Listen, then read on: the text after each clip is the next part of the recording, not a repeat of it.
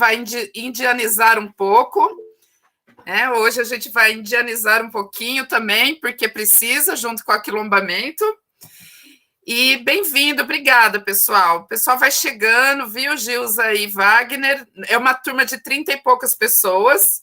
Tem gente de vários lugares do Brasil, não só aqui da UEL, de vários lugares. Mas quem vai conduzir hoje o nosso bate-papo é a Paloma. Então, já vou passar a bola aí para a Paloma e agradecer vocês, viu? Todo mundo que está aqui, o Wagner e Gilza em especial. Obrigada, viu? Então, boa tarde. Vocês estão me ouvindo bem? Tá tranquilo? Sim, então, como a professora Andréia falou, né, hoje no nosso curso Conhecer para Quilombar vai ser sobre resistência indígena. E nós, então, estamos recebendo a Gilza Ferreira de Souza Felipe Pereira. Ela é caigangue, possui graduação em Serviço Social pela UEL em 2016, é mestra e doutoranda em Serviço Social e Política Social pela UEL também. Eu estava pesquisando, né, um pouco mais sobre a Gilza, já fiz algumas disciplinas com ela no mestrado, agora no doutorado também, mas eu achei um artigo que ela escreveu e eu acho assim que vale muito a pena depois, né, todos nós pesquisarmos e lermos, assim, porque é de uma riqueza muito grande, que ela publicou no Congresso Internacional da UEL em 2019, que é sobre o relato dela, da experiência dela como uma estudante de pós-graduação sendo indígena. Então, assim, é fantástico, eu me emocionei bastante com a leitura e acho que super vale a pena, assim, para a nossa reflexão.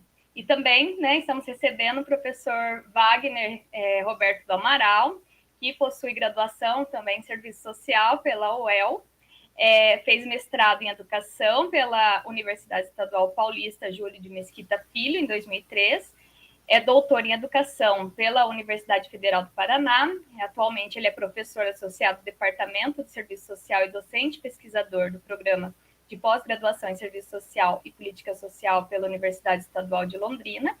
Ele possui experiência na área de educação, com ênfase em políticas públicas e educacionais no Brasil, e também atualmente é membro da Comissão Universidade para os Índios, CUIA, da UEL e da CUIA do Paraná.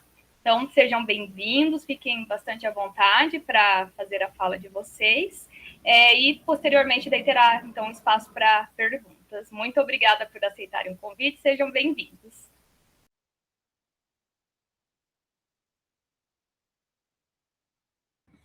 Boa tarde para todo mundo, boa tarde para a Andréia, para a Paloma, para a Gilza, para todas que nos acompanham, todos e todes.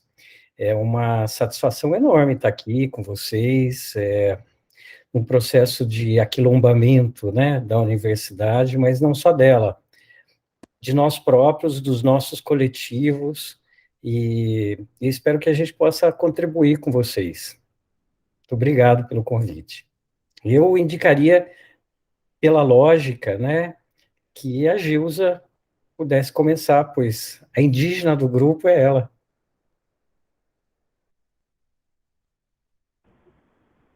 Maravilha, então, Gilza, fica à vontade para começar. Obrigada, professor. Eu queria agradecer também, boa tarde a todos, professora Andréia, a Paloma, que é minha colega aí na academia, muito prazer, né? O professor Wagner, meu orientador, todos que estão aqui, né, nessa tarde, presente, querendo saber um pouquinho mais sobre a questão indígena. É um prazer mesmo para nós, eu, enquanto caigangue, né, vim falar da questão indígena, que são tantas questões, né? Então, falar do meu povo, falar das nossas indagações, das nossas demandas, né? Então, acho que é importante. Então, fico muito agradecida pelo espaço também, né? E também espero, assim, contribuir, como sempre uma fala do Wagner, né? Procurar indagar ainda mais a questão indígena dentro de cada um, né? Porque eu acho que é isso mesmo, é procurar instigar vocês para saber mais sobre a questão indígena, que nesse tempo, né, provavelmente a gente não vai dar conta de falar de tudo, mas pouco que a gente puder, né, e vocês quererem saber mais, então acho que é isso que fica. Bom, eu sou caigangue, sou estudante, então falar um pouco da questão indígena, né, é bem isso que eu coloquei, é um pouco de tudo, né? A questão indígena é a questão indígena na saúde, a questão indígena na educação, a questão indígena na demarcação das terras indígenas, né, que é uma das principais bandeiras de lutas dos indígenas no momento, né? No momento não, sempre, né? A demarcação das terras indígenas acompanham as demandas indígenas, né? Por uma lógica de política mesmo, né? De tentar fazer com que as nossas condições de vida, né, sejam melhor dentro das nossas comunidades indígenas, né? Então, ter um território demarcado é essencial para todos os povos indígenas no Brasil, né? Hoje a gente tem cerca de 305 povos indígenas no Brasil. Aqui no Paraná são 3 povos indígenas, né? Caigangue, Guarani e Xetá. Eu sou caigangue, então falo enquanto caigangue, né? Mas estudei um pouco sobre os Avá-Guarani, os Guarani, então também conheço um pouco sobre a cultura dos Guarani e venho de uma terra indígena que também tem Xetás. Então, a minha terra indígena é a terra indígena que tem as 3 etnias, né? Caigangue, Guarani e Xetá. Então, também convivi com essas 2 etnias, Caigangue e Guarani, Caigangue, Guarani e Xetá. Então, conheço, né? O que eu conheço da minha vida, né? O meu conhecimento indígena é a minha vida, a minha vivência. Estou na universidade, então também venho acompanhando, né, quais as principais demandas dos indígenas, tanto nacionalmente quanto estadualmente, né? Então, a política de ensino superior, por exemplo, é um avanço para nós indígenas aqui do Paraná, né? Hoje a gente tem vários indígenas já se formaram, né, nas estaduais e também na federal. Temos bastante indígenas que estão nas graduações, né, dentro dessas universidades. Então, em 20 anos para cá, é uma política recente, mas que é muito importante para nós indígenas, né? Porque coloca a gente nesse espaço, e a partir desse espaço, por exemplo, eu estou aqui hoje, né, falando com vocês. Então, acho que é isso. O marco temporal, né, uma questão que é importante falar, que está aí na mídia também, né, como que essa situação está se dando para nós indígenas, né? Também com relação a movimento, como que nós indígenas estamos nos mobilizando, né, para estar presente, né, nesse processo também que é sobre nós, né? Então, acho que é isso. Não sei, depois a gente abre e eu falo mais, não sei, vocês perguntam. Gilza, talvez uma sugestão é que você traga o relato de como é que foi em Brasília, né, a marcha, a tua experiência lá, porque eu acho que está fresquinho isso, né? A Gilza fez um relato muito legal no nosso grupo de pesquisa, eu acho que seria bem importante. Então, a partir também da entrada, né, na universidade, de nós indígenas na universidade, esses movimentos mais nacionais, eles também começam a ser frequentes eu estava fazendo uma análise sobre isso, sabe? Como que é importante nós, indígenas, estarmos nesses espaços, né? Para poder responder mesmo essas questões. Eu não sei especificamente sobre a legislação tal que embasa tal, mas eu sei, no geral, o que está acontecendo para que todas essas mobilizações acontecessem, entendeu? Então, porque eu participo do movimento enquanto caigangue, então, enquanto caigangue acadêmica, né? Então, a importância também de nós, indígenas acadêmicos, estarmos frequentando, né, esses espaços de resistências e luta que é o movimento, né? Eu tive o prazer, né, de ir para a marcha, a segunda marcha das mulheres indígenas agora, de 7 a 11, né, de setembro.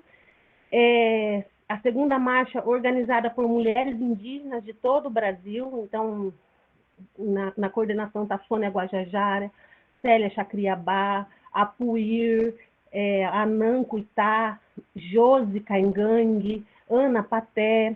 São mulheres assim que de várias regiões, né, de todas as regiões, foi dividido por biomas, né, as regiões, e essas mulheres estão à frente, né, também movimentando a cada região e tentando levar isso para um projeto maior, que foi a Marcha Nacional. A segunda Marcha das Mulheres Indígenas contou com mais de 3.000 mulheres indígenas, de todo o Brasil, mais de 152 etnias presentes. Então, relatando para o Wagner, ele falava assim que a gente pode gentificar todas as culturas que a gente fala, né?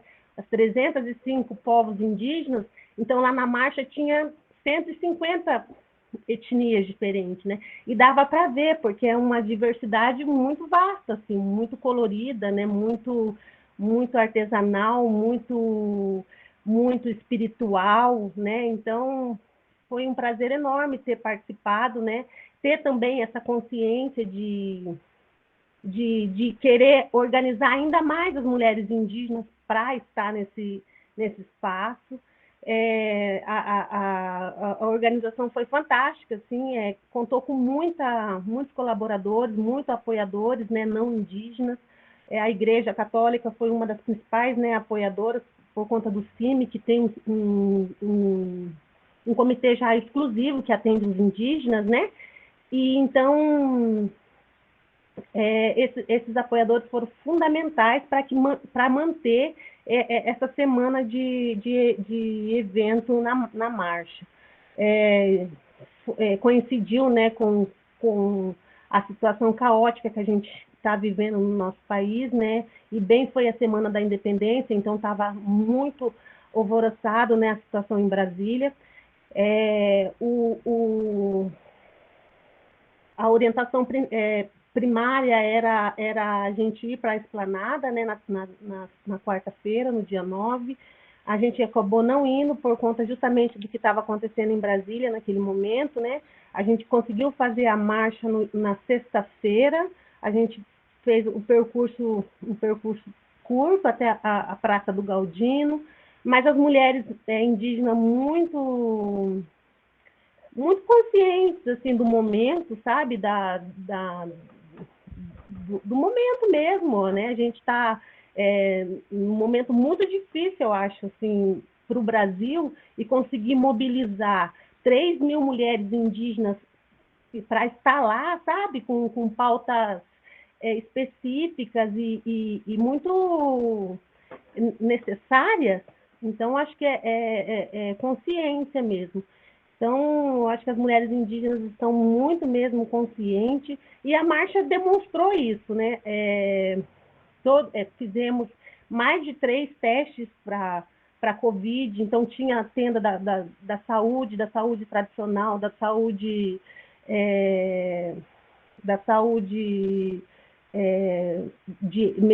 da medicina tradicional, que é dos indígenas, e a medicina normal, né? A não indígena. Tinha a tenda da cozinha, então foram servidas refeições, almoço, café da manhã, jantar. Tudo isso é importante para fortalecer mesmo, sabe? Eu acho que talvez fala, nossa, mas né, tá detalhando. Mas não, eu acho que esses detalhes que fazem fortalecer o movimento, né? E que fez fortalecer as mulheres indígenas presentes, uma pauta legal, alguns apoiadores artistas, né? Todas as noites com eventos culturais indígenas, artistas se apresentando, né? Então também isso é importante para a gente ver quem somos, né? Quantos somos, o que fazemos, enquanto indígena mesmo, né? Ir para lá e voltar renovada assim mesmo, você sentir que você tem uma ancestralidade, né? Você tem um povo antes de você ou junto com você, né? E isso me fortalece para mim estar aqui, assim, continuar, entendeu? E eu acho que é isso. Então, a marcha valeu muito, muito a pena. eu ainda estou sem ver minhas filhas, eu estou fazendo uma quarentena, então tem a outra parte também que, né? Mas que é necessário, que é de luta que a gente vive, e eu estou nesse processo, entendeu? E estou muito satisfeita, assim, quanto indígena mesmo, sabe? Conquistando um espaço não meu, mas assim, do povo mesmo, do meu povo, sabe? A universidade, como que é importante nós, indígenas, estarmos aqui na universidade, sabe? É importante para vocês, mas é importante para nós também. Para a gente conseguir melhorar as nossas condições, a nossa maneira de se organizar, a nossa maneira de querer as coisas, de demandar. Então, importante é esse espaço para a gente enquanto indígena. Fico muito agradecida e é isso, que é isso.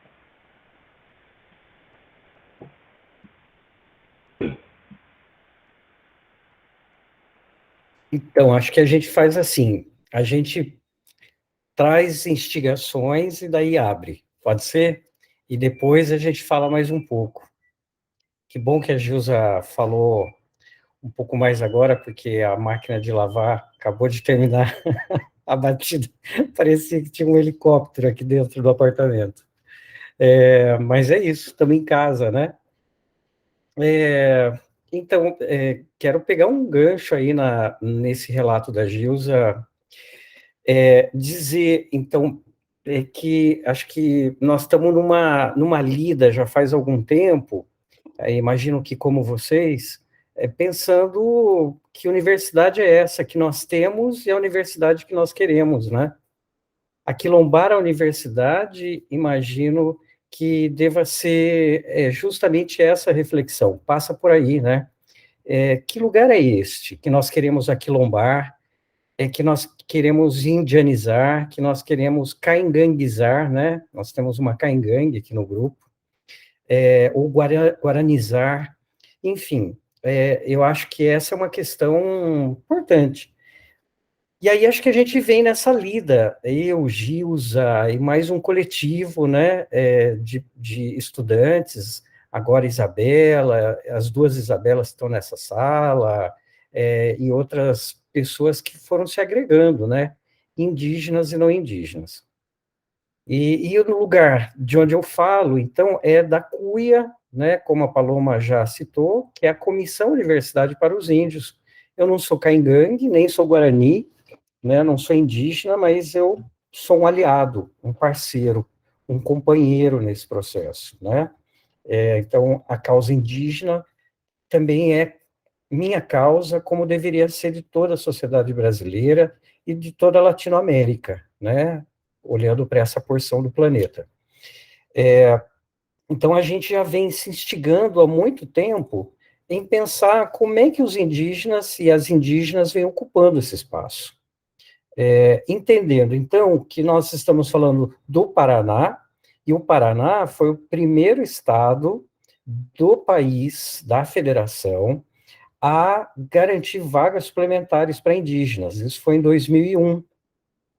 Antes mesmo da política de cotas, né, raciais, as cotas raciais, os registros, pelo que eu sei, são primeiro da UERJ, né, que foi 2001, 2002, enquanto política, né? Então, o Paraná foi o primeiro para ingresso de indígenas, e eu estava lá nesse período representando a UEL, porque foi uma lei estadual que foi aprovada pela Assembleia Legislativa, resultado da articulação de uma liderança indígena com um deputado da região de Guarapuava. Então, todo mundo meio desavisado, né, tanto as universidades como também as demais terras indígenas. Então, é a partir deste fato que surgem, então, essas instigações. E aí, a partir daí que eu venho, então, me debruçando sobre essa experiência. Então, eu estive lá elaborando, junto com outros colegas de outras universidades, a primeira resolução e organizando o primeiro vestibular dos povos indígenas do Paraná, que foi do Brasil. Primeiro vestibular específico. Naquela época, a gente nem sabia que estava fazendo isso, né? Interessante. Mas foi isso. Na sequência, nos anos seguintes, explodem, então, emergem as experiências de cotas raciais na UEL em 2004, 2005, né? E na UNB, e, enfim, nós temos uma história aí que vocês já devem estar estudando. Então, esse fato cria um fenômeno que é uma presença indígena na universidade.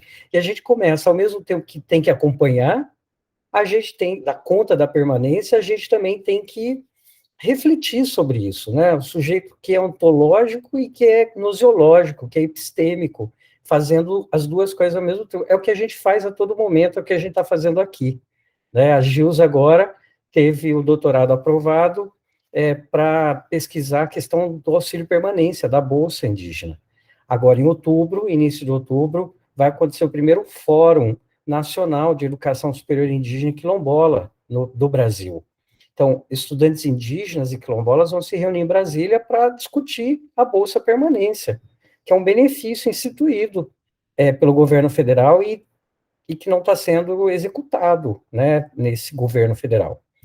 Então, essas são demandas que vão se apresentando e que passam a ser vivenciadas por nós, seja como gestores ou cogestores, pesquisadores, seja como companheiros dessa luta. Então, eu falo desse lugar também, né? De um tempo de vivência e também de um tempo de pesquisa e produção. Mas acho que fica meio difícil quando o Gilza fala assim, eram quantas mulheres mesmo? Quantas etnias mesmo, Gilza? Escreve no chat para gente. 152 etnias foi falado na plenária. Mais de 3 mil mulheres. 152 etnias. Esse é um número. Mas é um número que tem que nos provocar a pensar. Esse é o segundo aspecto que eu queria discutir com vocês.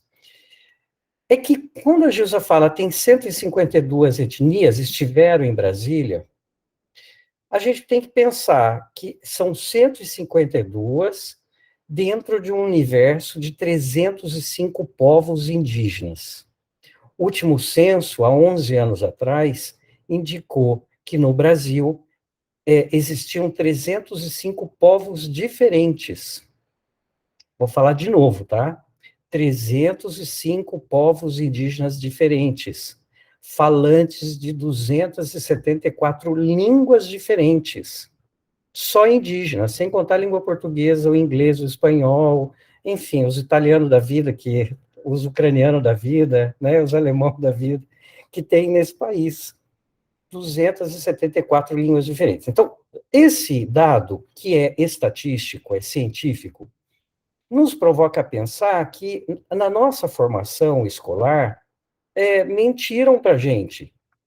Então, mentirinhas pedagógicas, né, desse modelinho de escola que nós temos. Que a mesma escola, não estou dizendo de uma escola, mas do sistema escolar público, que construiu estereótipos, construiu mitos, exotismos, essencialismos, romantismos ou romantizações acerca dos povos indígenas, como também da população negra e africana. Diáspora, por exemplo, não é uma palavra que eu encontrei na escola, eu acho que não sei se eu vou encontrar hoje, não é? Mas é uma expressão, uma categoria que deveria estar, começa com D. Então, para quem está num processo de alfabetização, D é uma letra. Então, pode ser D de dedo ou D de diáspora, né? Paulo Freire completou seu centenário, né, nessa semana, e a palavra geradora, o tema gerador, é fundamental para a gente compreender a realidade e a vida, né? A complexidade dessa vida e desse mundo que a gente vive. Então, essa mentirinha pedagógica nos pegou, a todas e todos, né? Porque a escola sempre disse que só tinha um indígena que vivia na oca e que tinha o pajé. Então, é o não indígena que nomina quem é esse indígena, que para o sistema educacional é genérico, é um índio genérico, que tem marcas que são iguais, que usa roupinha, que vive na floresta, inclusive. Bom, olha para o norte do Paraná, onde é que tem floresta? Por favor, alguém me diz? só tem, deve ter umas ilhas, umas ilhotas no meio da soja e da cana, né? Mas não tem floresta, não tem mata. Então, este imaginário genérico, ele é resultado de uma mentira, mesmo que foi construída. Então, quando a Gilza fala 150 povos, 305, é isso mesmo. Há uma diversidade imensa. E quando a Gilza diz assim, eu venho de uma terra indígena aqui em São Jerônimo da Serra, né, pertinho daqui de Londrina, que tem 3 povos indígenas, Caingangue, Guarani e Xetá. Boa tarde, Kleber, seja bem-vindo. É isso mesmo, são 3 povos diferentes vivendo num território, né, que tem cosmologias, que tem lógicas, crenças e línguas distintas. Bom, vocês podem perguntar, como é que convive? Difícil, à base de muito conflito, né? Alguém pode perguntar, nossa, mas então eles nasceram naquele território? Não, aquele território foi usurpado pela colonização e concedido uma fazenda, um pedaço de uma fazenda para os índios, né? E aí, como estratégia, naquela época, né, nos anos 40, a estratégia do governo federal era juntar os índios, né, no mesmo território e fazer com que eles convivessem juntos. Difícil, né? Mas para mostrar que há uma diversidade muito grande. E essa diversidade, ela já é reconhecida pela Constituição e tem que ser considerada. Então, quando os Caingangue, eu saí de uma banca ontem, do Rodrigo, que é um Caingangue, mestrado na URGS, na Federal do Rio Grande do Sul, e o Rodrigo trazia categorias Caingangue para pensar a escola. Então, a escola Caingangue é o resultado deveria ser resultado das categorias Caingangue, de céu, de terra, de vida, de realidade, de alimento, de alma, de espírito, né, com protocolos dos Caingangue. E como é que a gente constrói isso na escola, que é um modelo desse genérico colonizador? Esse é o grande desafio que os professores indígenas têm, que os professores Caingangue, os professores Guarani têm nesse momento da história desse país. Ter escola Guarani, ter escola Caingangue. E aí, o que é que vocês veem? Uma Caingangue na universidade, num programa de pós-graduação no doutorado, é a Gilza. Então, daquele desejo, lá em 2001, um primeiro vestibular indígena no país, onde tiveram 54 inscritos somente, nós já estamos na 20ª edição do vestibular dos povos indígenas do Paraná, com cerca de 800 inscritos. O último vestibular teve mais de 800 inscritos. O vestibular de 2019. O vestibular de 2020 foram 555 por conta da pandemia, né? Mas nós chegamos a um número de 800 indígenas candidatos. O vestibular indígena é dos indígenas, só entre eles. Só do Paraná, a maioria do Paraná. Então, esse é um dado imenso, quer dizer, tem um crescimento significativo, né, de jovens indígenas que se candidatam. E de onde é que surgiram esses jovens indígenas? Os jovens indígenas são resultados de uma estratégia dos povos indígenas pós-Constituição de 88. Quando a Constituição de 88 foi promulgada, com reconhecimento pela primeira vez nos últimos quase 500 anos dos povos indígenas, de sua autonomia, a estratégia dos povos indígenas foi ampliar sua população, fazer o crescimento dessa população, uma perspectiva de futuro muito otimista, né? Já resultado dessa construção constitucional. Então, o que nós vemos no Brasil? Uma redução demográfica de não indígenas, do número de filhos, mas uma ampliação exponencial da população indígena. Então, um crescimento muito grande. Então, esses últimos 30 anos, quase 40 anos, né? Quase 40 anos de Constituição, a gente tem uma nova geração de indígenas que são filhos e já netos desses que nasceram pós-Constituição. E, ao mesmo tempo, uma oferta definida legalmente de educação escolar indígena, ensino fundamental e médio nas terras indígenas. Então, esse cruzamento de aspectos resultou na constituição de um número imenso de jovens, mulheres e homens, mas também tem gays, tem lésbicas, esses nomes também, essas categorias, elas são muito diferentes, dependendo de cada povo, né? Cada povo vai nominando e considerando essas diversidades internas, mas estes jovens passam a ocupar o espaço da escola e agora da universidade. O último censo do ensino superior, feito pelo INEP, pelo MEC, em 2017, indicou, então, a existência de 57 mil indígenas matriculados na educação superior no Brasil. Isso em 2017. Então, hoje nós devemos ter em torno de 70 mil indígenas matriculados na educação superior, na graduação. É claro que nessa época, 1/3 somente nas instituições públicas, 2/3 nas privadas e à distância. Mas é um número significativo. E, a partir disso, um ingresso na pós-graduação também muito grande, né? Na medida em que as cotas foram se definindo, se constituindo, as políticas de permanência.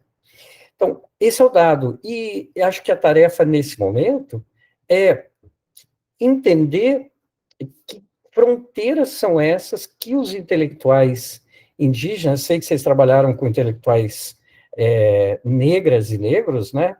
A Andréa me contava que vocês ouviram um pouco do Abdias e também do Clóvis Moura.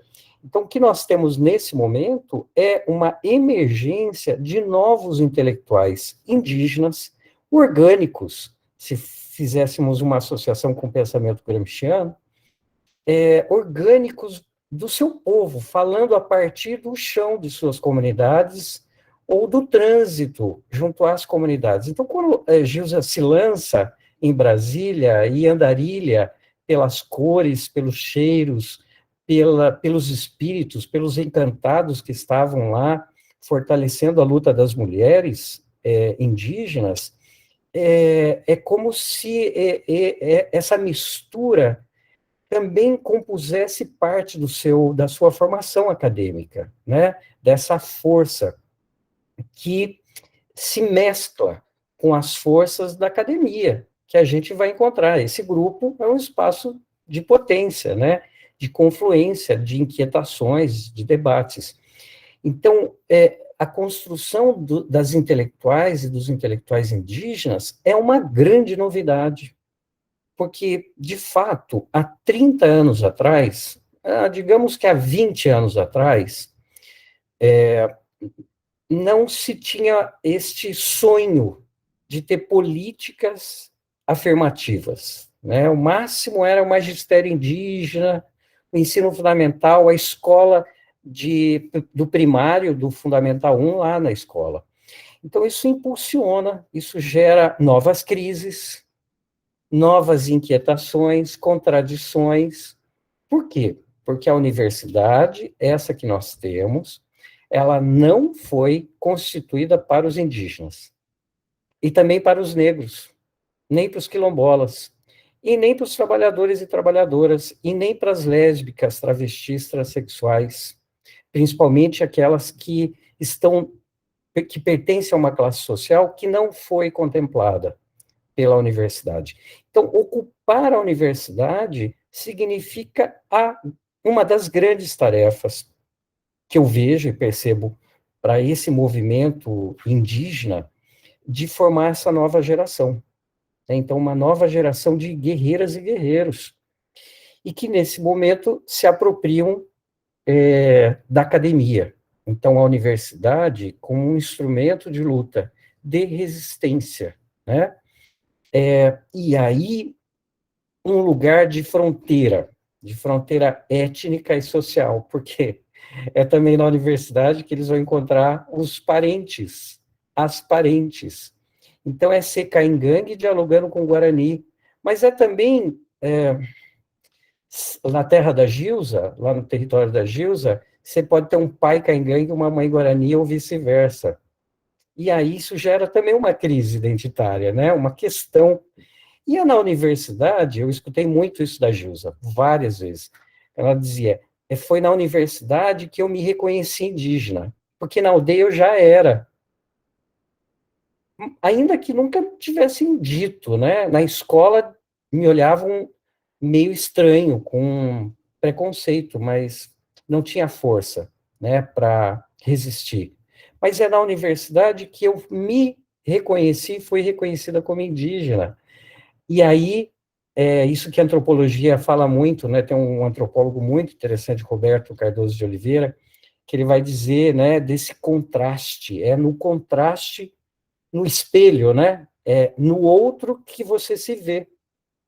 Então, nos estudos da etnicidade, e então é nesta surpresa, né, de ser reconhecida, de se esconder, né, do mimetismo, aquele efeito camaleão, né, que eu estou na sala, eu sou a única indígena e eu não quero me apresentar indígena, então eu me escondo. Dependendo da cor, eu mudo a cor, né? Então é o Japão, é o China, é o boliviano, ou eu tiro os colares, né? Então, eu me lembro também na minha tese de doutorado que algumas entrevistadas diziam que lá no curso de Direito, na UEL, a cada noite, eu arrancava uma pulseira, um colar que me identificava indígena, porque era feio, não era bom, eu não era acolhida. Então, estas crises, essas permanências e não permanências vão compondo essa presença indígena, e aí a constituição dos coletivos e as políticas de permanência super necessárias para que esta presença permaneça, seja visibilizada, não para eles, mas com eles, né? O papel da instituição de ir rompendo progressivamente com esses racismos, com as expressões desse racismo estrutural que marcam esse modelo de universidade de onde nós falamos, né? É desse lugar que nós estamos falando. Estamos lá. Então, essa apropriação, percebo que tem sido uma luta intensa. Como também para ir finalizando, para que vocês possam dialogar também, esta relação com as suas comunidades. Então, o que a gente tem é a emergência de um novo sujeito, de uma nova sujeita, o que eu chamo lá na minha tese de estudante indígena, universitário indígena, acadêmico indígena, marcado por uma dupla pertença, né, um duplo pertencimento de ser indígena, isso na universidade, né, de ser caingangue, e, ao mesmo tempo, ser acadêmico, dar conta das exigências e demandas dessas duas dimensões que vão compor esse sujeito, né, porque se ficar muito tempo na cidade, na universidade, volta para a aldeia, ficou lá um tempão sem aparecer na aldeia, volta com roupa diferente, porque já tem uma bolsa, porque antes de vir para a universidade, vendia balaio, né? Eu era do Bolsa Família, e agora passou a receber uma bolsa de R$ 1.350 por mês, quase uma bolsa de mestrado, esse é o valor da bolsa do Paraná, quando comprova paternidade e maternidade. Nossa, mas o que eu vou fazer com esse dinheirão, né? Então, eu já vou comprar uma bolsa de marca, e vou para a aldeia, e vou falando difícil, né? Vou falando um palavrório que eu aprendi lá no serviço social, né? Leitura crítica, marxista, e aí as pessoas da comunidade vão dizer, ué, quem é essa? E a Gilza está estrangeira, né? Ela fala praxis. Fala praxis. E aí vem para a universidade falando ao modo da linguagem coloquial, né, vou ponhar lá mesmo, entendeu? Enfim. E aí vem para a universidade? Não, Não pode, essa não é a linguagem erudita, acadêmica, é estrangeira na universidade. Então, esses estrangeirismos acompanham. E o mais importante do trabalho intelectual é se pensar nesses espaços. E nos outros, porque a vida é feita de múltiplos espaços, nós somos vários. Bom, há quem trabalhe com identidade de classe queria me matar ouvindo isso, né? Mas nós estamos presentes em várias dimensões da vida, né? E essas duas dimensões vão compondo esse novo sujeito que passa a andarilhar pela universidade e pela comunidade, né? Então, acho que esse é um dos aspectos interessantes, né, da constituição desses novos intelectuais. Nós já tivemos outros intelectuais. O Ailton Krenak, por exemplo, é um intelectual do povo Krenak, é um intelectual indígena, histórico, mas é um intelectual que se fez pela vida, né? Não necessariamente passou pela universidade. Também estudou. Mas agora nós temos novos e jovens intelectuais que vão também olhando para o mundo como ele faz e como outros fazem, que não necessariamente passaram pela universidade, também são intelectuais. Intelectual é uma palavra que nós estamos mudando, mas os Yanomami podem dar uma outra palavra. Os Caingangue também podem nominar de outra forma, né? Chamar com outros nomes, esses sábios e sábias, que passam pela universidade ou não. No caso da universidade, a grande armadilha é como não ser sequestrado por esse modelão que é racista, que é machista, que ainda é cristão, que ainda é heteronormativo, enfim, homofóbico, enfim, isso tudo que vocês já sabem. Então, como é que a gente vai rompendo aos poucos? Acho que essa é a tarefa, né? Essa é a tarefa desse grupo. Por isso que acho que a gente está em casa, se aquilombando e aquilombando a universidade. Acho que a gente abre agora, porque tem as experiências de como é que a política na UEL está se constituindo, a permanência, enfim, mas aí vocês fiquem à vontade também para perguntar, né, e para falar. Ô, Wagner, só um adendozinho sobre o ciclo intercultural, se puder falar no geral, é bem importante essa. Então, é assim, ó, nesses 20 anos de história de ingresso e permanência no Paraná, eu defendi minha tese em 2010, eu estava na Secretaria de Estado da Educação, eu fui diretor lá, do Departamento da Diversidade, que tratava da educação indígena, educação quilombola, educação, diversidade sexual, gênero, enfim, educação do campo. Em 2011 eu venho para a UEL, eu volto para a UEL, fiquei em licença.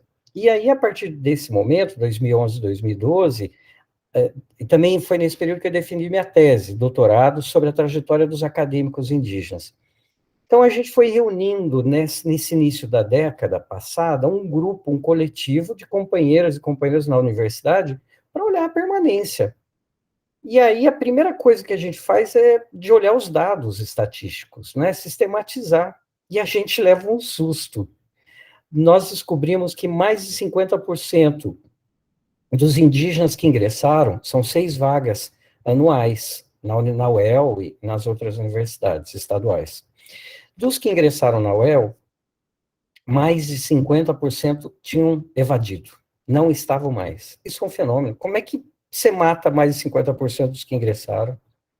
A Gilza fez um TCC no serviço social, olhando para um período específico, né, Gilza? Acho que foi 2007 a 2009. Todos os que ingressaram nesse período na UEL não permaneceram. Isso é um absurdo.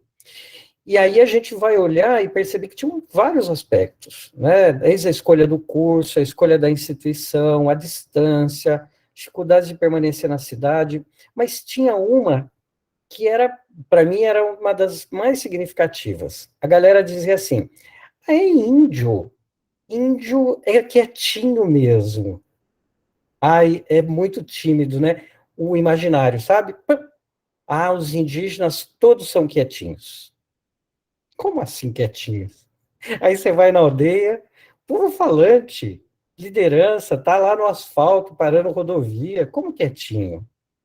Então aí a gente descobriu, né, já era um dado da minha tese, de que não era quietinho, é que faltava uma bagagem de escolarização para acompanhar os debates, as discussões nas salas, né? Então, uma agregação de fatores, de ser indígena, né, o estereótipo, o que você está fazendo aqui? Você tem que estar lá no mato, a indígena do celular não é indígena mais, né? E não ter e ter fragilizado essa formação escolar.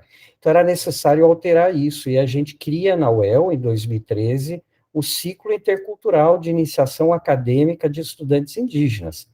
É um curso, uma modalidade específica, especial de graduação.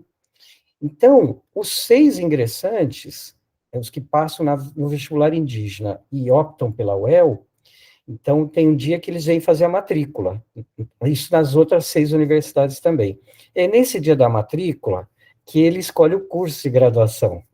Ninguém pergunta muito bem por que aquele curso, por que medicina? Eles podem escolher qualquer curso. Por que odonto? Por que serviço social? As respostas serão várias. É porque eu conheço alguém que está lá, é porque eu gostei desse nome, é porque que é o que acontece com muitos de nós, né? E dos nossos colegas que entram na graduação.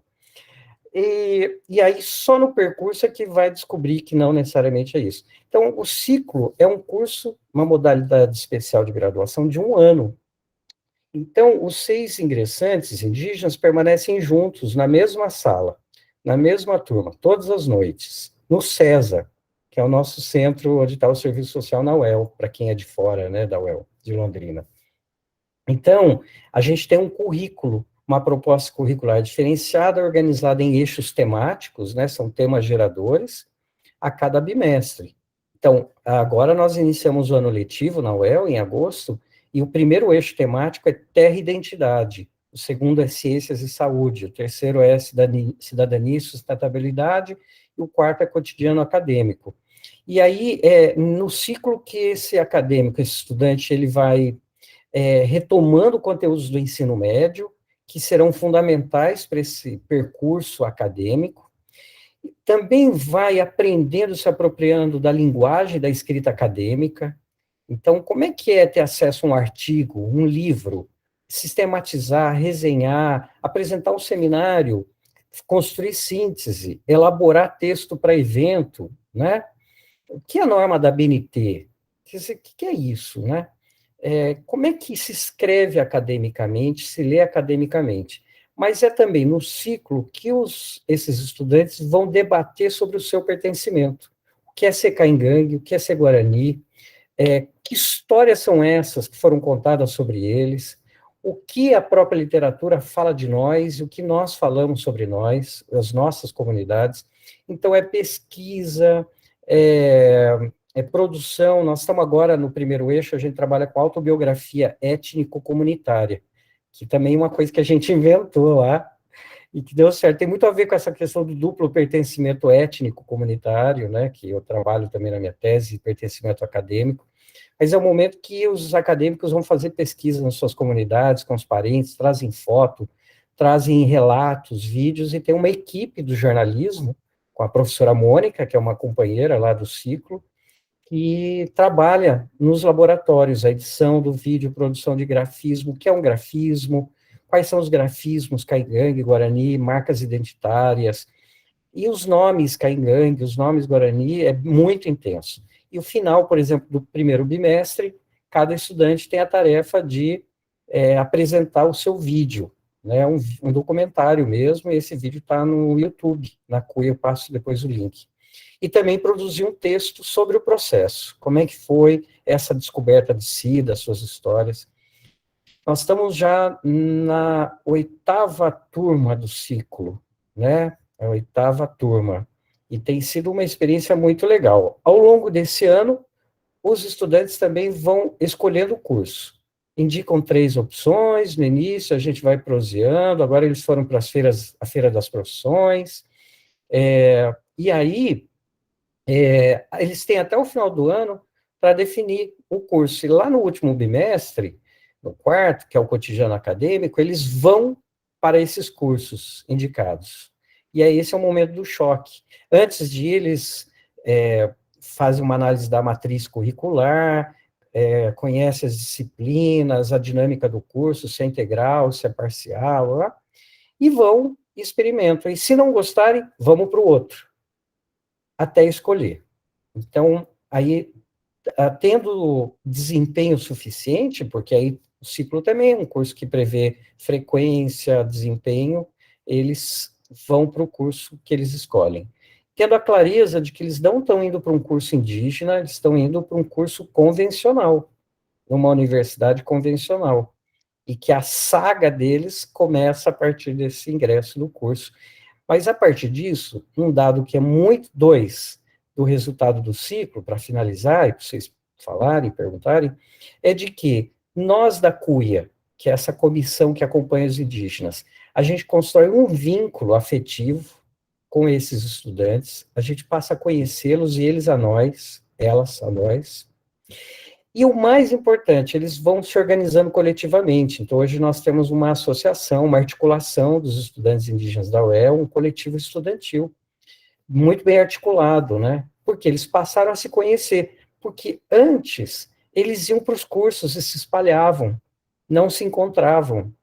Né? Se encontravam nas repúblicas, mas não se encontravam para debater, para discutir, pensar a universidade, pensar as suas comunidades. Então, tem sido uma experiência muito legal. E na semana que vem, vocês estão convidados... Não, amanhã, eu acho que amanhã, nós temos uma sequência de atividades, é amanhã. Amanhã à noite, para quem quiser, e depois eu compartilho com a Andrea a postagem, vai ter uma roda de conversa sobre o marco temporal no ciclo. Sexta. É amanhã, né? A Gilza vai estar lá. É sexta, mudou. Então, sexta-feira, dia 24, né? Isso. E hoje aí, é quarta, viu, Wagner? Hoje é quarta. Tem que dar aula ainda hoje. Nossa, Wagner. Então é isso. E aí a gente vai trazendo, agora com o ensino remoto, a gente vai trazendo gente do Brasil inteiro, da América Latina, é muito legal. Acho que é um pouco disso. Muito E que bacana. o número de evasão caiu, né, Wagner, também. Isso, nós caímos em quase uma década de 54% para 14%. Porque... E o número que conseguiu terminar o curso também aumentou, né? Exatamente. Então, nosso tempo de permanência tem se reduzido, né? Porque é um efeito muito legal, porque aí esse estudante indígena que passou pelo ciclo, não é novato, é calouro no curso, mas ele é veterano na universidade. Então, acontece um movimento inverso. Então, ele chega na sala já falante, eu lembro muito da Ivone, né? A Ivone é um exemplo disso. Ele chega já falando para a turma do primeiro ano, como você não sabe trabalhar com a BNT? Eu vou te levar lá na Biblioteca Central. Não, tem um centro acadêmico. As disciplinas desse primeiro ano são essas, essas e essas, é verdade. Então, passa a ser uma referência, né, para os colegas, é muito interessante isso. Bacana, eu ia perguntar justamente sobre a questão da permanência. Mas assim, eu acho que agora a gente abre, né? Quem quiser fazer pergunta, fazer algum comentário, pode clicar na mãozinha aqui, que eu não sei o nome dela, que daí a gente vai chamando por ordem de quem, né, se inscrever. Eu já queria, então, abrir, eu ia fazer a pergunta sobre essa questão da permanência, já foi respondida, mas em níveis, assim, de pensar na ampliação desse acesso, né, dos povos indígenas às universidades, o que mais vocês, assim, pensam que poderia ser feito, de estratégias, como que isso poderia ocorrer? Eu fiquei pensando um pouco sobre isso, né? Muito bacana até onde a gente já chegou, né? Mas como que a gente pode avançar nesse sentido? Fala aí, Gilza. Eu acho que como o Wagner colocou, né, no início, lá em 2002, o número de de estudantes indígenas que se matriculavam para fazer vestibular era um número bem menor que hoje, né? Então, acho que a ampliação mesmo, né? A ampliação desse número de ingressantes. Hoje é 6 estudantes que podem acessar as universidades, são 7 universidades. Então, acho que fazer, né, uma contagem também com os dados, né, que o Wagner colocou. O penúltimo vestibular deu mais de 800 indígenas, né? Então, distribuir essas vagas conforme essa proporção de estudantes indígenas que vem nessa perspectiva já de ingresso mesmo da universidade, porque hoje, né, como o Wagner já colocou, essa é uma perspectiva das comunidades indígenas. Hoje as nossas lideranças, a própria comunidade, os nossos familiares, né, já pensam nisso, terminar o ensino médio para entrar na universidade. Então, acho que para atender mesmo essa demanda nossa. Então, primeiro a professora Andréia, né? Eu acho assim que eu tenho 34 anos, professora, essa é a pior fase assim que eu vejo o meu povo falar do governo. Então, assim, bem, não sei se também por conta, né, do próprio momento tecnológico que a gente vive, mas a difusão assim, desse governo, ela é muito ampla entre nós, povos indígenas, né? Todos têm um direcionamento de que ele não é favorável mesmo às questões indígenas, que a pauta das questões indígenas não é colocada, né, dentro do governo, e que né, eu não vivi lá a ditadura, mas que a intenção é a mesma, eu acho, que é de extermínio mesmo das populações indígenas, de genocídio mesmo dos nossos povos, né, em todos os sentidos. Eu acho que a vacina, por exemplo, foi um exemplo assim, fundamental de extermínio mesmo, né, que para nós indígenas a gente entendeu nesse sentido, porque particularizar o indígena que está em contexto urbano ou na aldeia, né, eu acho que não cabe nessa situação que a gente vive, né, e além disso, deixa de reconhecer os indígenas, né, do Brasil, né, então, realmente não reconhecer quem são os indígenas e exterminar mesmo, né. E nesse sentido, eu não tenho muito conhecimento do Marechal Rondon, já entrando, né, nesse sentido, mas eu penso que ele foi o Bolsonaro de hoje. Assim, eu acho que lá na SPI, né, a ideia também era integrar os indígenas de alguma forma. E qual foi a forma, né, de integrar? Então, eu acho que no mesmo sentido de extermínio mesmo, de negação, né, negação dos povos indígenas no Brasil, né, dessa vasta diversidade que a gente colocou, desse número enorme de etnias, né, que o Brasil tem. Então, acho que eles, apesar de que ainda, aqui na própria FUNAI de Londrina, tem uma foto enorme dele, assim, então, ainda, porque tem toda essa cultura de que, né, o cara o trabalho, o desenvolvimento, o progresso, né, então também tem esse lado ainda que é muito perverso na nossa cultura, né, e que dentro da população, das populações indígenas também prevalece, né, como eu relatei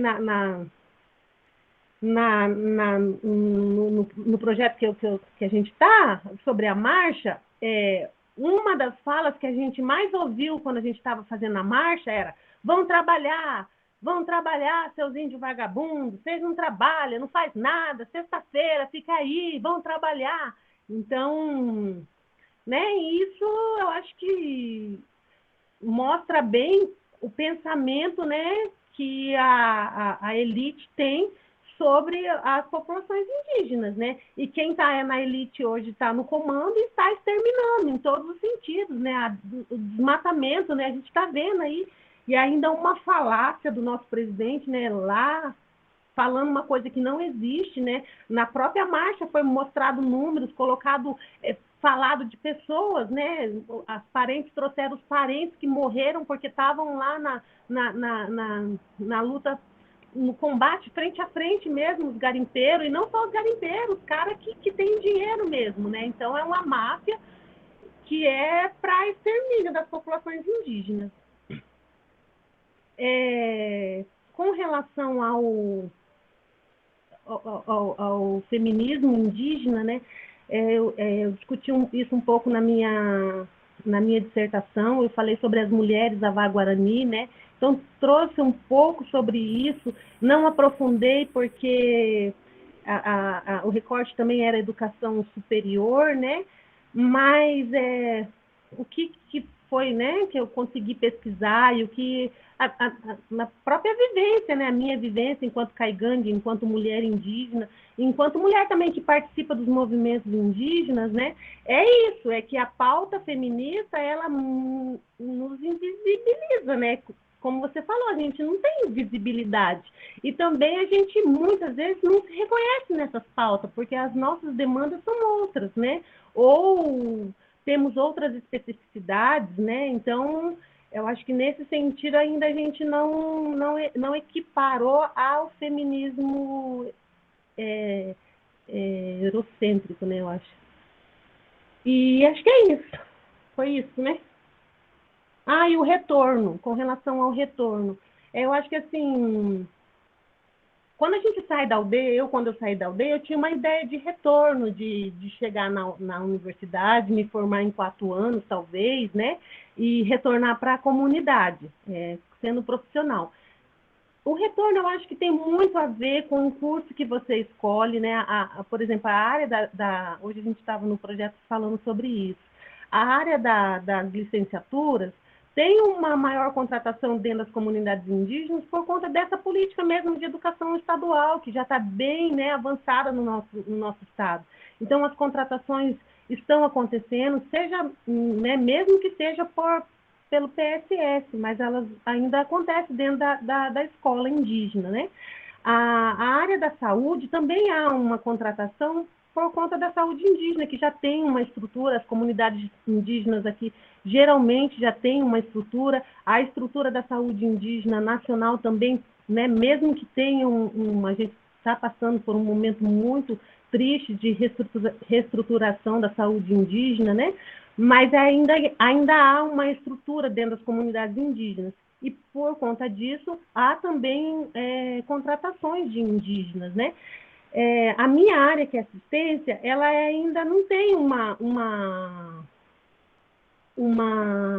alguém que contrate, né, um contratante específico dentro das comunidades indígenas. Então, não há, por exemplo, a prefeitura não contrata o assistente social indígena para trabalhar somente com as comunidades indígenas, né? Pelo menos aqui na nossa região. Então, esse retorno, ele se dá agora eu penso que ele se dá de várias maneiras, entendeu? Quando eu saí, eu queria muito retornar, eu quero muito retornar para a comunidade indígena. Mas agora esse retorno ele está se dando de outra maneira. Eu, por exemplo, estou aqui no doutorado, eu penso que eu estar aqui hoje falando da questão indígena, mostrando como são os indígenas, pode ser uma forma de retorno, entendeu? Eu também estou contribuindo com a minha comunidade, com o meu povo, de alguma maneira. Então, acho que esses retornos, eles vão se dando conforme a gente vai se colocando, se posicionando. Acho que é nesse sentido. Ô, Gilza, acho que a Marli, que está aqui também com a gente, fez uma pergunta lá no chat para você. Acho que ela perguntou o que você transmite para suas filhas e familiares sobre a luta indígena. Minhas filhas estão aí, né, no dia a dia comigo. Agora, por exemplo, estão lá na aldeia. Já vai fazer 3 semanas. Hoje está fazendo 3 semanas que eu não as vejo, né? Fui para Brasília, estou cumprindo a quarentena. E elas estão aí. Eu acho assim que, né, elas me acompanham. elas são pequenas ainda, né? Então, as oportunidades que eu tenho de dizer quem elas são, né? De não deixar de levar para a aldeia, de mostrar os meus parentes, de comer a minha comida aqui na minha casa, né? De trazer meus alimentos, eu acho que assim, talvez nessas simples coisas que eu vou fazer com que elas se reconheçam enquanto, né, mulheres, meninas caingandes. Então, ó, das coisas que eu fui anotando aqui, né? A Andrea vai falar dessa expressão da luta histórica, né, dos povos indígenas. A Gilza já falou um pouquinho também. É assim, ó, a gente vem lendo, tem dois autores, o Krenak é um deles, mas tem um outro autor, que é um intelectual baniwa, o Gerson Luciano dos Santos Baniwa, que é professor lá na Federal do Amazonas. Gerson é um intelectual também indígena, o primeiro doutor, acho que indígena do Brasil. Ele já foi gestor no MEC, coordenador da Educação Escolar Indígena, conselheiro nacional de educação, um companheiro. Nós publicamos agora um artigo juntos, olhando um pouco desse cenário das ações afirmativas no Brasil. E o Gerson tem um livro que ele são os indígenas no Brasil, e de uma coleção que foi organizada no MEC. Então, ele vai fazendo uma leitura histórica também, né, dessa ação de etnocídio e resistência. E tem um outro autor, um antropólogo da antropologia histórica, o João Pacheco de Oliveira, professor lá da Federal do Rio de Janeiro, do Museu Nacional. Tem um grupo interessante lá no Museu Nacional que vem acolhendo também antropólogos indígenas, formando antropólogos indígenas. Tem já uma associação brasileira de antropólogos indígenas, é muito legal. Assim como também tem os advogados indígenas, que tiveram uma expressão super importante lá no julgamento do marco temporal, né, no STF. Bom, então, tem esse livro do João Pacheco, que ele é muito didático, né, ele foi feito para a formação de professores, inclusive, para estudantes universitários, que vai mostrando essa saga, né, com dados históricos, com mapas, com imagens, com apêndices. Eu recomendo, a gente sempre trabalha com essa obra no início, de quem está ingressando, né, e esse livro também é lido pelos acadêmicos no ciclo, o livro inteiro. É um livro público também, publicado pelo MEC, na coleção Educação para Todos. Posso passar para vocês também a versão eletrônica. E o João Pacheco e também o Gerson, eles vão trabalhando com duas perspectivas. O etnocídio, né? Então, eles trazem dados, por exemplo, lá, dados arqueológicos, tem também um navegador, que é o Kurt Nimuendaju. O Nimuendaju era um europeu que sofreu um naufrágio e foi acolhido por, acho que os Tupinambá, se não me engano, no Nordeste brasileiro. Ele se envolveu, ele se tornou um deles. E ele foi registrando tudo, e ele volta para a Europa, numa carona, numa caravela, e ele escreve. Então, as fontes que nós temos históricas, muitas são dele, mapas, caracterização dos povos. Então, ele vai dizer, por exemplo, que no Brasil, em 1500, eram 1.400 povos indígenas diferentes. Vocês imaginam isso? 1.400 povos indígenas diferentes. Hoje a gente fala de 305, né? A Gilza falou de 152 povos lá em Brasília. 1.400 povos indígenas. Então, o que houve foi um etnocídio, genocídio, né? Uma matança. Eram milhares de pessoas, né, que viviam no Brasil. Então, no Brasil não, nesse território que depois foi sendo dividido e definido como Brasil. Então, ele vai trabalhando com os etnocídios, com a frente colonizadora, mas com a resistência, sempre. Então, acho que essa é uma perspectiva, uma leitura extremamente importante que permanece hoje, né? Então, nós temos... E aí, a colonização está muito associada à fronteira agrícola. Então, o Rondon, ele O Rondon é a própria expressão da fronteira agrícola. Nos anos 30, 20, 30, né? Então, nós temos Vargas avançando com a urbanização e industrialização e passando linha telegráfica, né? Ele tinha que construir uma soberania nacional, uma unidade nacional, ele tinha que passar linhas telegráficas para comunicação nesse território, né? E aí ele tinha que passar pelas terras indígenas e pelos indígenas guerreiros, né? E pela resistência indígena. Então, essas técnicas de amansamento que ele construiu foram fundamentais para essa expansão da fronteira agrícola. O que nós temos hoje é a fronteira agrícola de novo. A Andrea falou, então, na década de 70, né? Isso é porque os anos de 60 e 70 foram anos áureos da Revolução Verde, vocês lembram disso? Da importação de tecnologia, dos tratores, dos insumos, da expansão, né, lá para o centro-oeste, a monocultura, êxodo rural, plena ditadura militar, né? Então, na medida em que a fronteira agrícola ela vai avançando, ela vai provocando resistência e, ao mesmo tempo, como disse a Gilza, integração, assimilação. Foi assim com os bandeirantes também. Lembram dos bandeirantes? Raposo Tavares e a galerinha? Os diabos.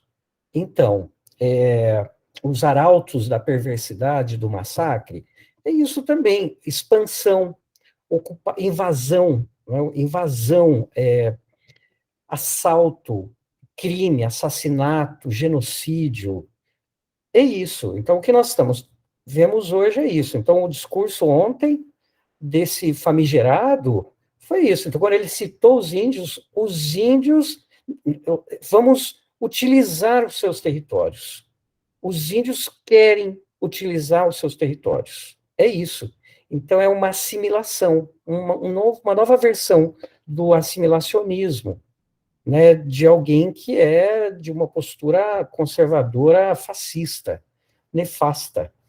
Então, é isso, são tempos distintos. E aí, a apropriação do território, de novo, por isso o marco temporal, e a resistência. Então, fazia muito tempo que o movimento indígena não se apresentava de maneira tão efetiva como agora, nessas últimas semanas, né? É histórico esse momento, que bom que nós estamos vivendo para ver, né? Para acompanhar, para ajudar, para apoiar. E penso também que tem um elemento novo que a Gilza citou, que é a tecnologia. Porque a tecnologia, ela também passa a ser apropriada como resistência. Então, são inúmeras redes sociais, são inúmeros Instagrams, são inúmeros Facebooks, como é que é o outro, TikTok lá, não sei. Quer dizer, nas suas línguas. Grupos de WhatsApp, né? Grupos de WhatsApp, então, é uma coisa, entenderam? Então, são veículos de articulação, de comunicação, que são interessantes, mas, ao mesmo tempo, são armadilhas, né? A questão é a seguinte, os povos indígenas precisam definir, têm autonomia para isso, para definir como lidar com a universidade, com o conhecimento, né? Enfim. E aí eu acho que tem essa coisa do retorno, né, que a Michelle levanta. Eu diria que é um mito do retorno, né? Porque parece meio sistêmico, né? Entrada, processo, saída. E na vida não é tão assim, né? A gente sabe, eu sou paulista, sou lá da minha terra, de São Paulo, interior, o meu umbigo está enterrado lá, né? Então, é isso, não tem uma saída, né? Eu saí, agora eu tenho que retornar. Não, você está lá, você está nos dois lugares. A ideia do duplo pertencimento é isso, você está nos dois. Como é que é poder estar nos dois, transitar? E aí, para o trabalho, essa dimensão é extremamente importante, porque se você perde o vínculo, você fica estrangeiro, muito estrangeiro, você não vai conseguir emprego lá na comunidade. Qual emprego? Isso tem tudo a ver com a gente, com o serviço social, porque o trabalho está associado nas aldeias, a possibilidade de retorno está associado às políticas sociais. Tem um artigo também que eu publiquei sobre isso, os circuitos de trabalho indígena. É isso, então, quais políticas? Saúde, a saúde indígena, a educação escolar indígena, quem sabe na assistência a gente pudesse avançar com os CRAS, com atendimento à população indígena, no campo da habitação, no campo da gestão dos recursos indenizatórios, elaboração de projetos, né, porque tem muita ferrovia, hidrelétrica impactando, e lutas para indenização. A questão é, então tem recurso que volta para a aldeia, quem é que vai gerir esse recurso? Quem tem que gerir são os indígenas precisam se apropriar de ferramentas do planejamento, da avaliação, elaboração de projetos, execução, prestação de contas. Então, tem um campo enorme de trabalho, mas isso passa pela capacidade desse sujeito de estar nos dois. Por quê? Porque quem define a empregabilidade, pelo menos aqui no Paraná, são os caciques, as lideranças, passa por eles. Você quer uma vaga na escola, é o Estado que vai contratar, mas a carta é do cacique, viu? Por isso também acho que a ideia do retorno é nunca sair assim da comunidade, é sempre pertencer, é o que o Wagner está falando, é sempre pertencer à comunidade. Você saiu de lá, mas você pertence à comunidade e nunca pode deixar de pertencer. Acho que esse também tem a ver com o retorno. Exatamente. Então, como é que eu lido com isso? Porque aí aí tem grupos, facções, né, faccionalismos. Ainda bem que nós não temos na universidade grupinhos, nem facções, né? Andréa, Marli, não tem conflito, né? Quer dizer, os grupos humanos são permeados e marcados pelos conflitos, pelas diferenças, pelas alianças. Então, lá nas comunidades também nós teremos isso. Então, tem relatos, inclusive na minha tese e na minha pesquisa, eu faço a pesquisa sobre a trajetória dos egressos, eu e um grupo que está aqui, inclusive, que a gente percebe isso. Então, se é de um grupo familiar, que não é o grupo do cacique, e tem muito prestígio, né, e aí, então não dá. Então tem uma análise de complexidade que vai para além dessas análises que a gente faz comumente de classe, né? Então tem desigualdades internas, tem capital cultural presente, capitais culturais presentes, né? Quem teve mais acesso à escolarização, enfim, quem está no poder. Então, tem um conjunto de coisas que definem esse retorno, né, de estar lá na comunidade. O retorno também implica em várias outras coisas, salário. Então, eu me lembro, tem uma dentista indígena que eu conheço e que ela dizia, então, é que o meu salário é o maior aqui da comunidade. Isso traz um acúmulo, né? Então, eu posso adquirir, consumir, fazer festinha de aniversário, eu posso, né, isso muda a realidade. A coordenadora da unidade de saúde tem uma função gratificada, o diretor da escola tem um salário e a função gratificada, então a gente começa a ver desigualdades internas, isso também mobiliza, a comunidade tem que aprender a lidar com isso, e esses profissionais também, né? Enfim, é um conjunto de coisas e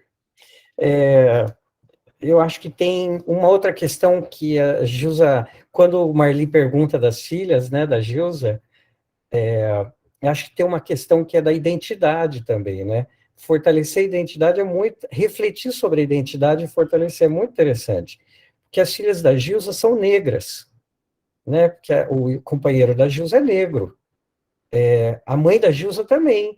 Ela é filha de uma mistura, né, de indígena com negro. Então, alguém pode dizer, não, mas você não é indígena, você é negro. Essa é uma reflexão que é extremamente importante para vocês que trabalham com essa dimensão racial. O João Pacheco de Oliveira, esse antropólogo, ele também vai refletir sobre os índios do Nordeste, né, ele chama de índios misturados, que no Nordeste também, né, tem muito casamento, né, de afrodescendentes, indígenas. Nós vamos receber agora uma pós-doutoranda na UEL, a Elisângela Pancararu, né, E você olha para Elisângela é negra, cabelo encaracolado, mas ela é pancararu. Então, como é que isso é definido? Como nós definimos o outro e os outros se definem, né?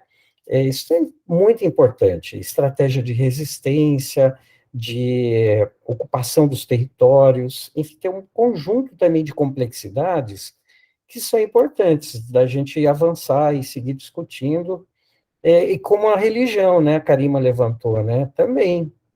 Eu tenho um colega da UEL que estuda a religião, né, o povo indígena e as igrejas evangélicas, e ele estuda o povo Xoclengue. O marco temporal a referência do marco temporal é, inclusive, de um território Xoclengue, né, lá em Santa Catarina. Mas ele estudou, por exemplo, nos anos 70, a ditadura militar e a FUNAI abriu as comunidades indígenas para as igrejas evangélicas, Cristã do Brasil e Assembleia de Deus, principalmente. E os pastores foram para essas comunidades, né? Eram as únicas que tinham a concessão da FUNAI. Estratégia de amansamento dos Xoclengue também é um povo do grupo G, né, que tem uma característica igual aos Caingangue, são muito guerreiros, né? E aí a ditadura militar foi muito pesada para os indígenas, né? Muita repressão, acho que foi uma fase difícil de muita tortura, e a questão da língua, não podia falar a língua, era proibido, tinha castigo, podia morrer e podia passar fome. Então, o Xoclen tinha que definir uma estratégia, e eles descobriram, na Assembleia de Deus, uma grande estratégia, porque os pastores iam, e tinha um momento que os pastores falavam em línguas. Já ouviram falar disso? E falavam uma língua diferente, que eles também não entendiam. E aí eles perceberam que eles podiam ser pastores. Isso seria interessante. A questão é que eles tinham que vestir as roupas, seguir alguns ritos, usar instrumentos, mas eles conseguiram, então, se tornar pastores, manter a língua Xoclen. E aí eles botaram os pastores para falar, agora nós é que temos uma igreja aqui, a igreja é nossa. E eles foram construindo uma estratégia de permanência, de resistência, se apropriando do outro e mantendo o que é essencial para a cultura, para a identidade. Bom, hoje os Xoclen já estão também na universidade, agora a UFSC, por exemplo, acabou de abrir processo seletivo reconhecendo a língua Xoclen. E os Xoclen não são mais Xoclen, eles falam que eles são Laclanô, que é o nome original deles. Xoclen foi o não índio que deu para eles. Então, tem intelectuais, tem lideranças, doutores já, né? E é isso. E as mulheres Xoclen estavam lá, né, Gilza? Em peso, né? Por conta de que o marco temporal também é uma questão que envolve eles. Mas só para dizer de que a gente precisa fazer uma análise mais complexa, mais profunda, e aproveitar da antropologia, que nos ajuda a entender, de como é que esses sujeitos são, de fato, sujeitos. Às vezes a gente olha para os povos indígenas querendo assujeitá-los, né? E os povos indígenas têm que falar por si, eles já vêm falando por si. Se resistem é porque construíram a história. Então, acho que esse é um exemplo, talvez. Isso tem resistência na universidade, sempre terá, porque não tem resistência só para os indígenas. Tem para os negros, tem para terá agora para as pessoas com deficiência na UEL, né, que agora tem cotas, como teve para cotas raciais, terá, até que a gente mude esse lugar, sei lá, reconstrua, faça diferente. E no serviço social também, viu, gente? Não pensem que isso é fácil no serviço social. Não é fácil. Agora, essa semana, a gente acabou de, semana retrasada, 2 semanas, fazer uma conversa com o Cefes, com duas dirigentes do Cefes, propondo a criação de um GT, Povos Indígenas e Serviço Social, porque a gente precisa que a categoria elabore subsídios sobre povos indígenas, o exercício profissional, olhando para os povos indígenas, e acho que a nossa tarefa de aquilombamento é como é que a gente articula a questão étnico-racial, se agregar, se juntar, né, pensando essas lutas juntas, né, a luta do povo negro, a luta do povo indígena, quilombola, Ai, Wagner, nossa, muito obrigada. Acho que esse é o desafio mesmo, né? Inclusive, gente, eu quero chamar atenção até aqui para a turma, né? Que hoje parece que deu bastante problema de internet, alguma coisa assim, e a gente só vai avançar quando a gente estiver junto nessa pauta, né? Os povos originários, negros, indígenas, se fortalecendo, LGBTQIA a mais, né? Enfim, a gente precisa se fortalecer, né? Se fortalecer.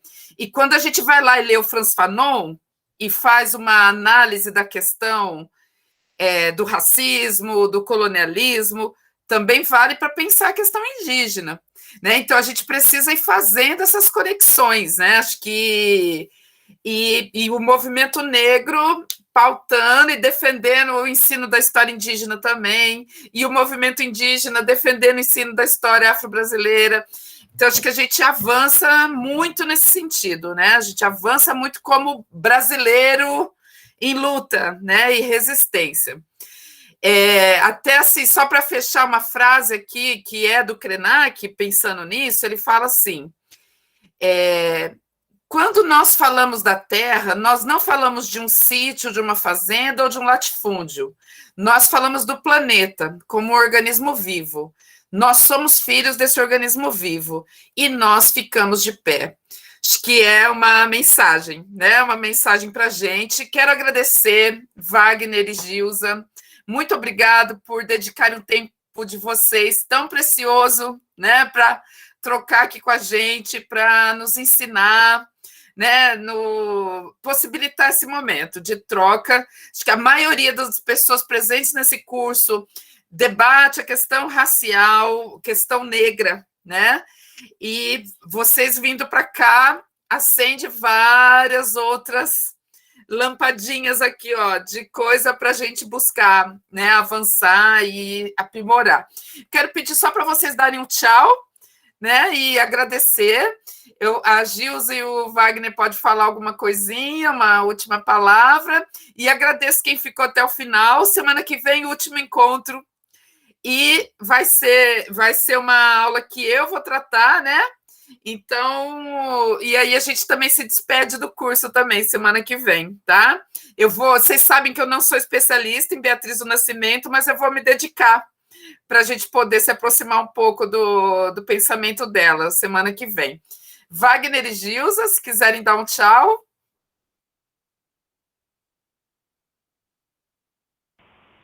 Só agradecer mesmo, professora, agradecer o espaço, né, o momento de troca, está à disposição, assim, as pessoas que estão aqui também, se tiver interesse em conhecer, né, mais sobre os estudantes indígenas, aqui na UEL a gente tem as 37 estudantes indígenas, né, matriculados, então temos algumas comunidades também que ficam próximos de Londrina, nesse momento está novamente fechadas, né, muitas, mas passando esse momento que a gente está vivendo de pandemia, quem sabe uma oportunidade de vocês também conhecerem as comunidades, né, indígenas, porque é uma ótima oportunidade, de fato, de conhecer quem são os indígenas, né? Eu acho que se a gente tiver a oportunidade de, no mínimo, conhecer quem são os indígenas que estão próximo de nós, né? Se nessa noite vocês conseguirem levar que aqui no estado do Paraná tem 3 etnias, Caigangue, Guarani, Xetá, acho que já valeu a nossa contribuição aqui.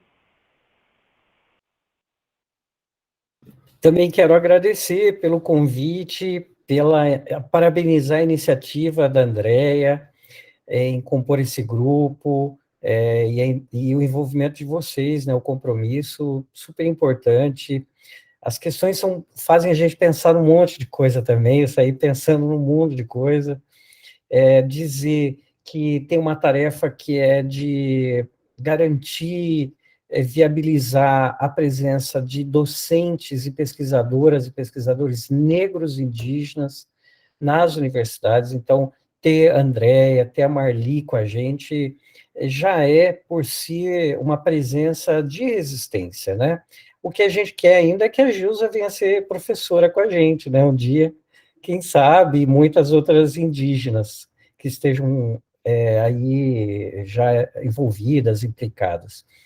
Então é isso, agradecer, parabenizar. Fiz uma provocaçãozinha ali, viu, Andréia, da gente pensar na sequência um curso de Fanon e Krenak, juntos. Eu acho que seria muito bom. A Andréia vem me Daria, hein? Daria. provocando sobre essa leitura do Fanon, e acho que a gente tem que avançar nisso. Agora que a gente está se articulando mais, né, no programa, aí vamos ter que pensar isso, seria uma ótima. Então, bom, gente, obrigado.